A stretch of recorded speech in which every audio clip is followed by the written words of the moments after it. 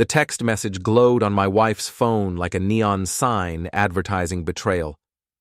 "Can't wait to see you at the Christmas party, gorgeous. It's been too long since we had some real fun together."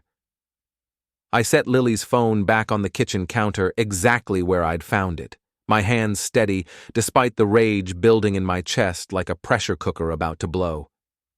20 years of marriage, and this is what it comes to. My wife texting her ex-boyfriend like some horny teenager. Before we dive deeper into this story, I have one small request. Please subscribe, drop a like, comment, and hit that hype button to boost this channel so more people can discover these incredible Reddit stories. "Tom, honey, could you pass me my phone?" Lily called from the living room, her voice dripping with that fake sweetness she'd perfected over the past 6 months. The same tone she used when she was lying through her perfectly veneered teeth. "Sure thing, sweetheart," I replied, grabbing the device and walking into our expensively decorated living room. Lily sat curled up on our Italian leather sofa, looking like butter wouldn't melt in her mouth. At 34, she was still stunning. Blonde hair that cost more than most people's rent, green eyes that could sell ice to Eskimos, and a body that turned heads wherever she went. Too bad her soul was rotting from the inside out. She took the phone without looking at me, immediately checking her messages. I watched her face carefully, noting the slight flush that crept up her neck when she read Mark's text. Mark Allen, her college boyfriend, the one she claimed was just a friend when he started working at our tech company 6 months ago. "Everything okay?" I asked, settling into my recliner with my coffee. The morning routine we'd maintained for years, except now it felt like dinner theater with really bad actors. "Oh, just work stuff," she said, typing rapidly. "Speaking of which, I hope you don't mind, but I invited Mark to the Christmas party. His wife Sarah is out of town that weekend, and I felt bad leaving him alone during the holidays." The lie rolled off her tongue so smoothly, I almost admired the craftsmanship. Almost. "How thoughtful of you," I said, taking a sip of coffee to hide my expression. "Actually, that gives me an idea. Why don't I call Sarah and invite her too? I'm sure she'd love to surprise Mark." Lily's fingers froze over her phone screen for just a fraction of a second, so brief that anyone else would have missed it. But I'd been watching her closely for weeks now, cataloging every tell, every micro-expression that betrayed her guilt. "Oh, I don't think that's necessary," she said quickly. "Sarah mentioned she had family obligations that weekend. Something about her mother being sick." "Funny thing about that," I said, leaning back in my chair. "I ran into Sarah at the grocery store yesterday. Her mother's been gone for 3 years. The color drained from Lily's face like water from a broken dam. She opened her mouth, then closed it, looking remarkably like a fish gasping for air. "I must have misunderstood," she finally managed. "You know how bad I am with details." "Right," I said, standing up and heading toward the kitchen. "Well, I'll give Sarah a call anyway. The more the merrier, don't you think?" I didn't wait for her response. I already knew what Sarah would say when I called her, because unlike my cheating wife, Sarah Allen actually loved her husband. At least, she had until she discovered what he was doing behind her back. The funny thing about betrayal is that it creates the strangest alliances. When I'd first reached out to Sarah 2 weeks ago with my suspicions, I'd expected denial, anger, maybe even a slammed phone. Instead, I'd found a kindred spirit, someone else who'd been watching their spouse's behavior change, noting the late nights, the secretive phone calls, the sudden interest in networking events that never seemed to advance anyone's career. Sarah had done her own detective work, hotel receipts hidden in Mark's gym bag, credit card charges at expensive restaurants during his supposed client meetings, and most damning of all, a second phone he thought she didn't know about, filled with messages that would make a sailor blush. We'd compared notes like detectives working a case, and the picture that emerged was uglier than either of us had imagined. This wasn't some recent fling born of midlife crisis or opportunity. Mark and Lily had been planning this reunion for months, ever since he'd taken the job at Morrison Tech. They'd been reliving their college romance while Sarah and I played the role of clueless spouses, funding their betrayal with our own paychecks.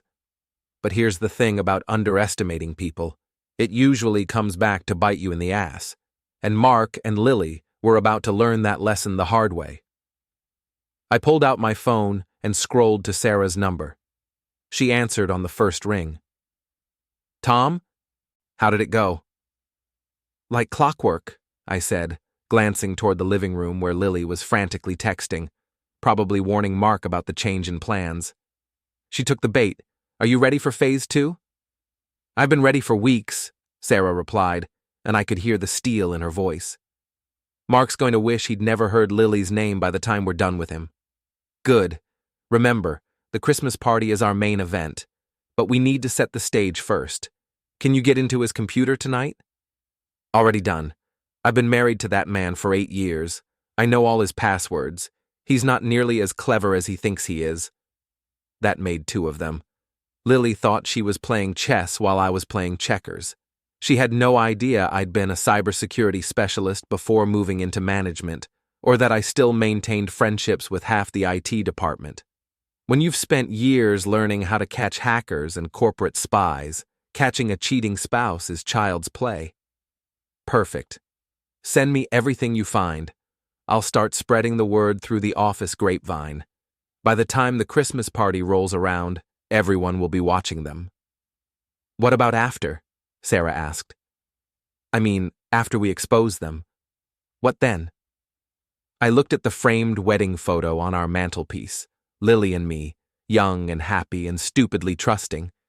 She was going to learn that trust, once broken, becomes a weapon in the right hands.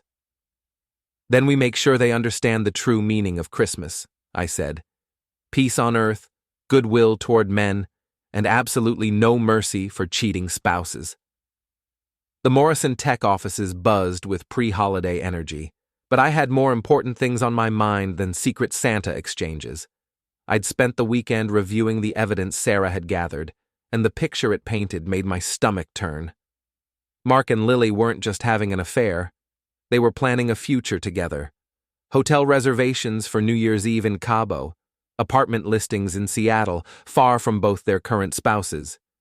Even a shared Pinterest board titled Our New Beginning that featured everything from wedding dresses to baby cribs. Apparently, they'd been busy little bees. I knocked on Paula Martinez's cubicle wall, and my assistant looked up from her computer with a smile that could power the building's Christmas lights. "Morning, boss. You look like you need about 6 more cups of coffee." "Make it a dozen," I said, settling into the chair beside her desk. "Paula, I need a favor. A big one." Paula had been my assistant for 5 years, and in that time, she'd proven herself to be 3 things: completely loyal, absolutely discreet, and the best source of office gossip this side of TMZ. If I wanted information to spread through Morrison Tech, Paula was my nuclear option.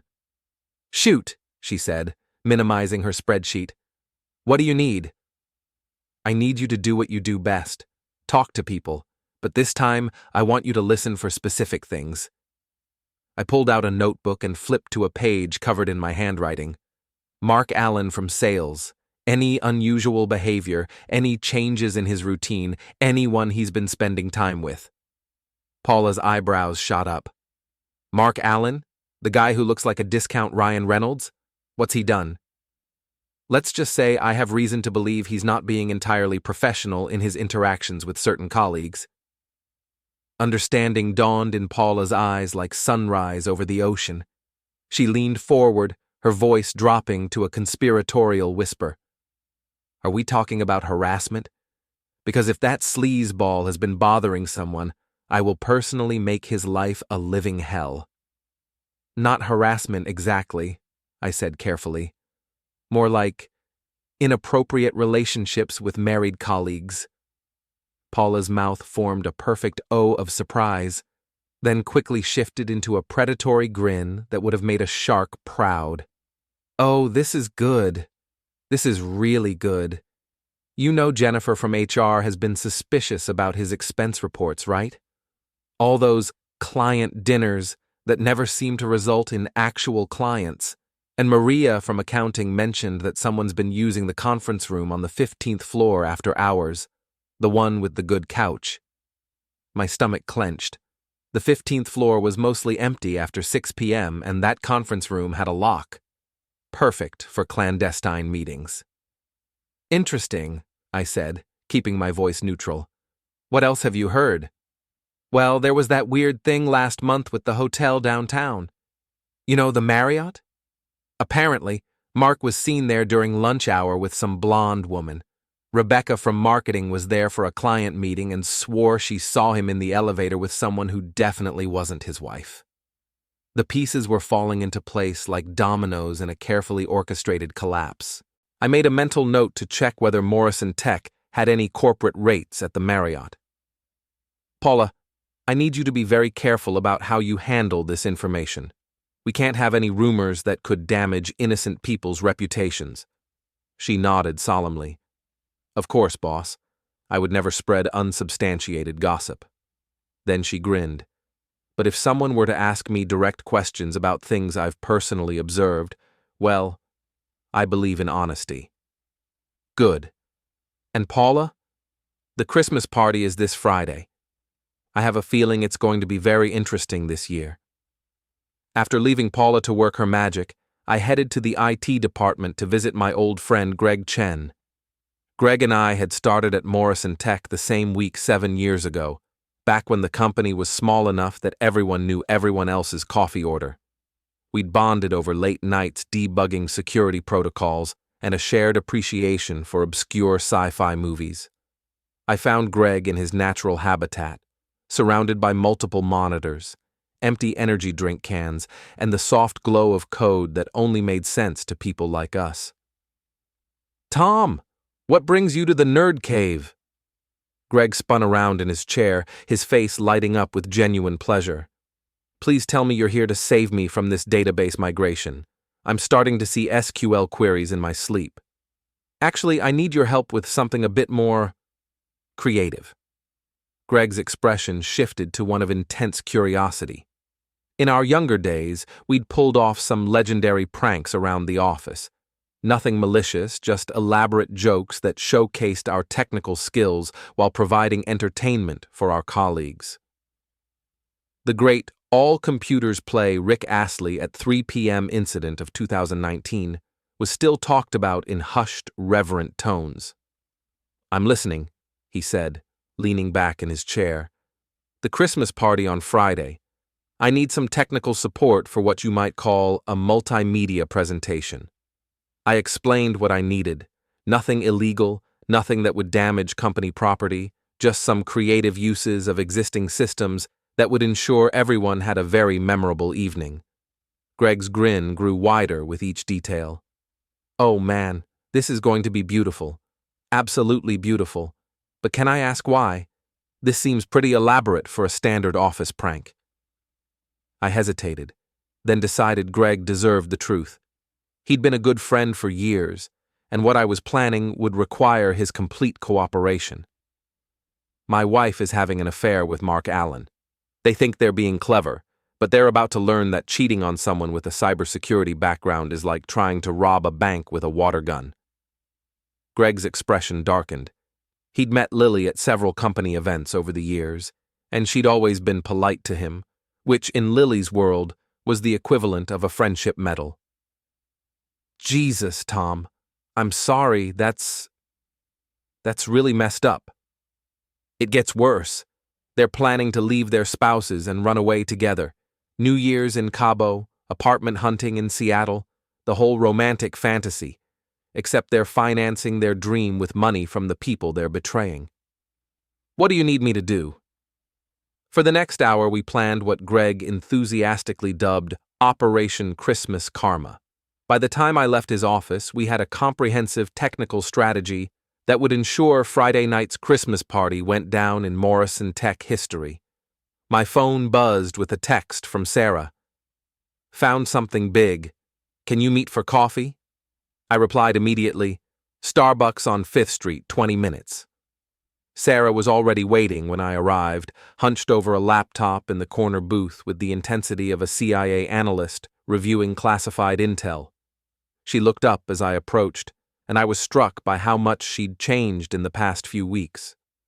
The defeated, confused woman I'd first contacted had been replaced by someone with steel in her spine and fire in her eyes.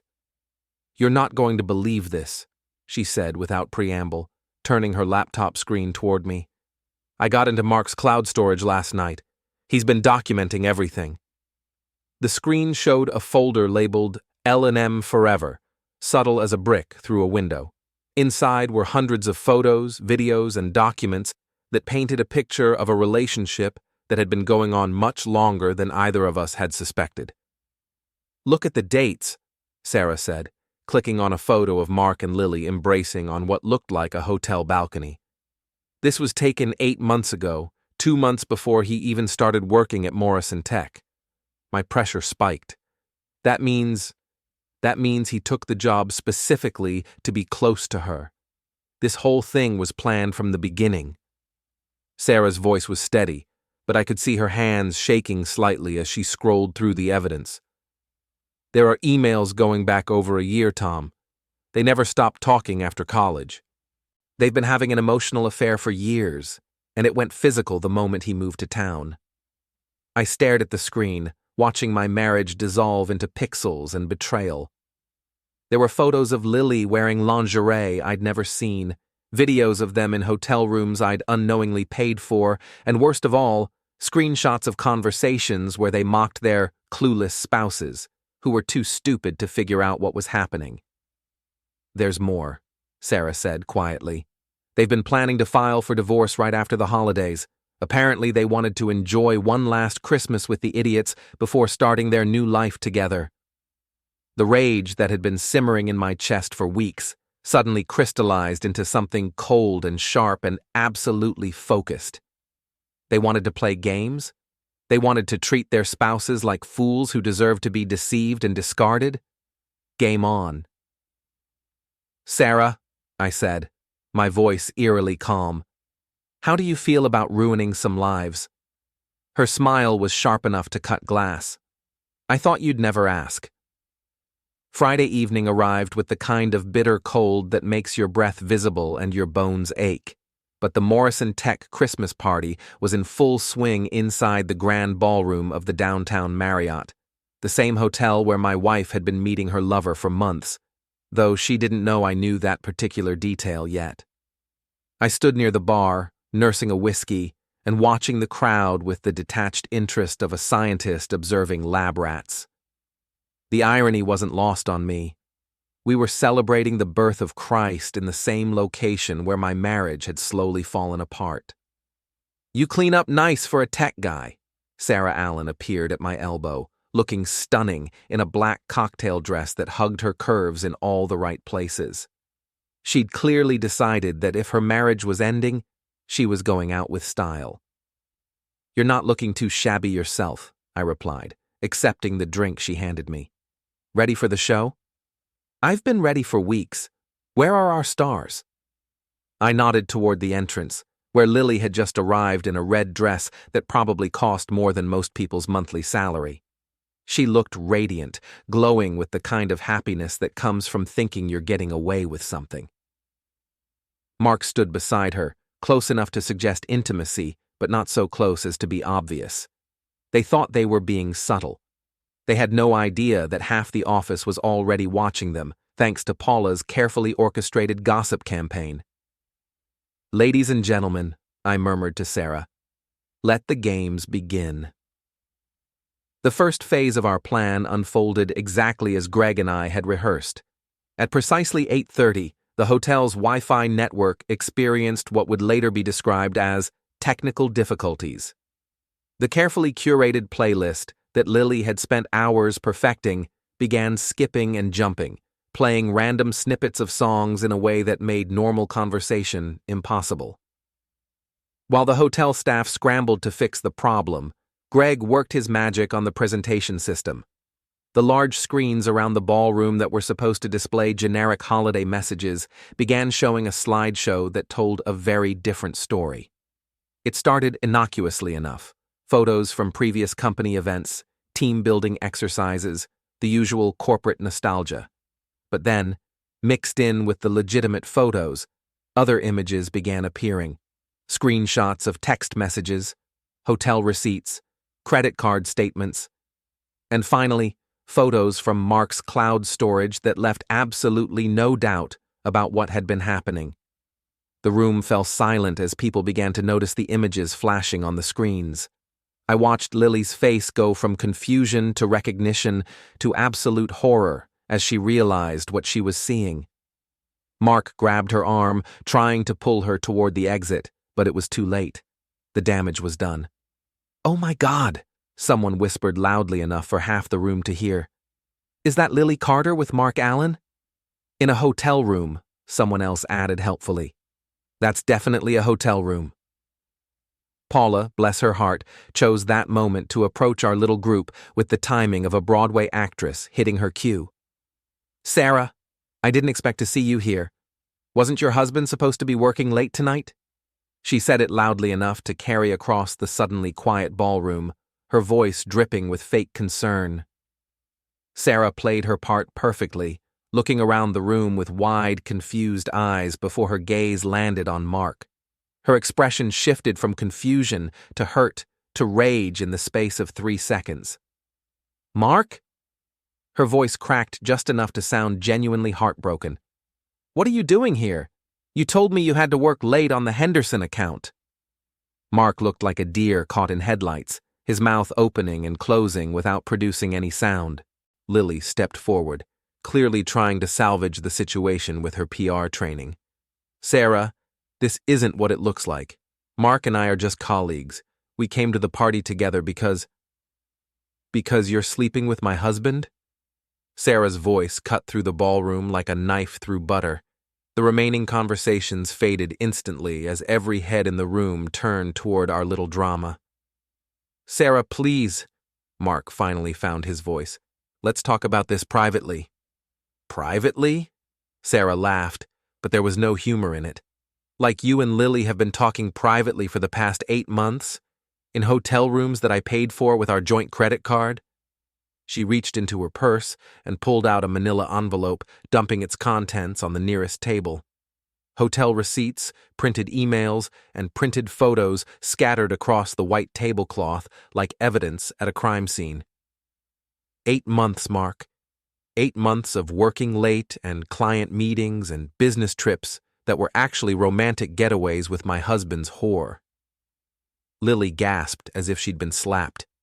"How dare you call me that? You don't understand the situation."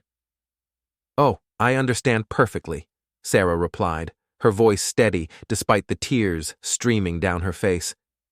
"I understand that you've been planning to leave your husbands and run away together. I understand that you think we're too stupid to figure out what you've been doing. And I understand that you've been laughing about us behind our backs, calling us clueless and pathetic in your little love messages." The crowd pressed closer, drawn by the drama like moths to a flame. I could see phones being pulled out, recording the confrontation for posterity. By Monday morning, this would be all over social media. Lily turned to me desperately, as if I might somehow rescue her from the situation she'd created. "Tom, please. This is all a misunderstanding. Sarah is obviously having some kind of breakdown." I looked at my wife, really looked at her, and felt nothing but contempt for the woman who'd shared my bed for 20 years while planning to abandon me for her college boyfriend. "The only misunderstanding here," I said quietly, my voice carrying clearly in the silent ballroom, "is thinking that I'm stupid enough to believe your lies." I pulled out my phone and opened the cloud storage account that Greg had helped me access. With a few taps, I connected to the presentation system and began displaying the most damning evidence Sarah and I had collected. "Ladies and gentlemen," I announced to the room, "I'd like to share some photos from my wife's recent business trips." The screens around the room lit up with images that left no doubt about what Lily and Mark had been doing. Hotel room selfies, intimate photos that should never have been taken, let alone stored in the cloud. Screenshots of conversations where they discussed their plans to divorce their spouses and start fresh in Seattle. Lily made a sound like a wounded animal and lunged for my phone, but I stepped back easily. Don't worry, honey. I've got backups. Lots and lots of backups. You bastard, she hissed, her careful composure finally cracking. You have no right to violate my privacy like this. Privacy? I laughed, and the sound was sharp enough to cut glass. You gave up any right to privacy when you decided to document your affair and store it where your husband could find it. Did you really think I wouldn't notice the hotel charges on our credit card? The mysterious networking events that never seemed to network you into anything except Mark's bed? Mark finally found his voice again. Tom, let's be reasonable about this. We can work something out. Work something out? I turned to face him, and whatever he saw in my expression made him take a step back. You mean like how you worked out taking a job at my company specifically to seduce my wife? Like how you worked out using my money to finance your romantic getaways? Like how you worked out planning to divorce both of us right after Christmas so you could start your new life together? The crowd murmured at this revelation. Even in a room full of people who just watched a marriage explode in real time, the premeditation was shocking. That's right, Sarah added, her voice stronger now. They've been planning this for over a year. The job, the affair, the divorces, even the apartment they were going to rent in Seattle. They had it all figured out, didn't you? She turned to address Mark directly, her voice dripping with contempt. Tell them about the Pinterest board, Mark. Tell them about our new beginning and all the wedding dresses and baby cribs you've been looking at while lying to my face every single day. Mark's face went ashen. Even in his worst nightmares, he'd never imagined being exposed this thoroughly, this publicly. Sarah, I can explain. Explain what? How you've been planning to father children with another woman while telling me we should wait a few more years to start our family. How you've been shopping for engagement rings while wearing the wedding band I gave you. The crowd was eating this up like the best reality TV show ever produced. I could see people texting frantically, sharing the drama with friends and family who weren't lucky enough to witness it firsthand. But we weren't done yet. Phase 2 was just beginning. Greg's voice came through the sound system, clear and professional. Ladies and gentlemen, we're experiencing some technical difficulties with our presentation system. Please bear with us while we resolve the issue. The screens flickered, then began displaying a new slideshow. This one showed financial records, credit card statements, hotel receipts, restaurant bills, even receipts from a lingerie store that Lily had charged to our joint account to buy outfits for her lover. Interesting spending patterns, I commented conversationally, as if we were discussing the weather. Apparently, my wife has been very generous with our money when it comes to entertaining her boyfriend. Lily was crying now, mascara running down her cheeks in black streams. Stop it, Tom. Please. I'm sorry. I made a mistake. A mistake? I repeated. A mistake is forgetting to pick up milk at the store. A mistake is double booking a dinner reservation. What you did was plan and execute a year-long campaign of deception and betrayal. That's not a mistake, Lily. That's a choice. Mark tried one more time to regain control of the situation. Look, everyone makes mistakes in marriage. This doesn't have to be anyone else's business. You're absolutely right, I said, smiling for the first time all evening. It should have stayed private. But you made it public when you decided to conduct your affair at company events, in company facilities, and with company resources. You made it everyone's business when you turned our workplace into your personal dating service. I gestured to the screens, which were now showing security camera footage from the 15th floor conference room. Nothing explicit, just time-stamped images of Mark and Lily entering and leaving the room during lunch hours and after work. Building security cameras are wonderful things, I continued. They keep such detailed records of who goes where and when. Very helpful for investigating workplace policy violations. The implications hit both of them simultaneously. Not only were their marriages over, but their careers at Morrison Tech were likely finished as well. Using company facilities for personal affairs was grounds for immediate termination. "You can't do this," Lily whispered. "You can't destroy our lives like this." "I'm not destroying anything," I replied calmly. "I'm simply revealing what you've already done. You destroyed your own lives the moment you decided that your marriage vows were optional and your spouses were disposable." Sarah stepped forward, her voice steady and clear. "The divorce papers will be filed Monday morning. I've already retained a lawyer, and thanks to all this evidence, it's going to be a very short process.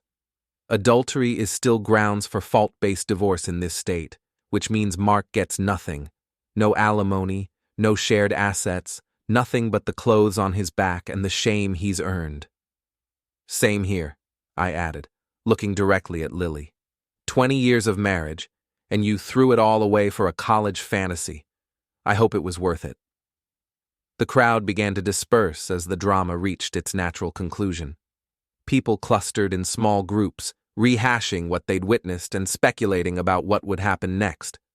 Phones continued to buzz with texts and social media posts documenting the evening's entertainment. Mark and Lily stood in the center of the ballroom like survivors of a natural disaster, surrounded by the wreckage of their carefully laid plans. They'd walked in thinking they were the smartest people in the room, and they were leaving as cautionary tales about the dangers of underestimating the people you betray. As Sarah and I prepared to leave, Paula appeared at my side one last time. "Boss," she said quietly, "I just wanted you to know that HR will be conducting a full investigation into the misuse of company resources, and building security will be reviewing all access logs for the past 6 months." I nodded. "Thank you, Paula. I appreciate everything you've done." "Are you kidding? This was the most fun I've had at a company party in years. Same time next year?" Despite everything, I found myself laughing. Let's hope next year is a little less dramatic.